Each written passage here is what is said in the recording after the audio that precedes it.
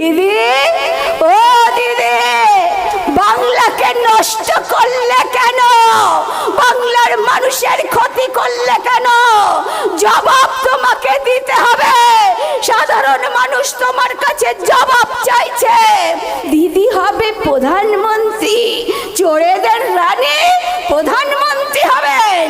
আপনি বালি চুরি করতে বলুন আপনার ভাইপোকে, আপনি গরু চুরি করতে বলুন আপনার ভাইপোকে, শিক্ষা চুরি করতে বলুন আপনার দলকে। আপনি চোরেদের রানী সেজে বসে আছেন।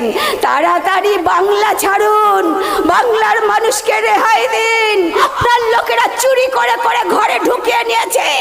বড় বড় কথা, আপনারা মস্তানি দেখাচ্ছেন, বড় বড় মানুষকে মারছেন, খুন করছেন, মানুষকে ঘিরে অন্যায় করছেন।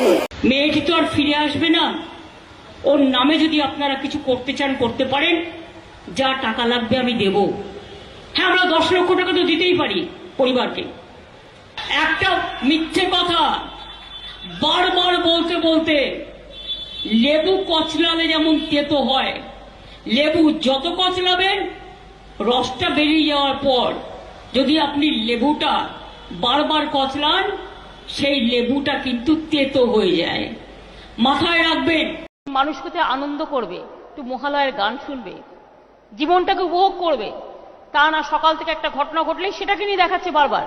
সেটা যে 10 কোটি লোকের মধ্যে একটা ছোট্ট ঘটনা, এটা কোনো ন্যূনতম ঘটনাও হতে পারে।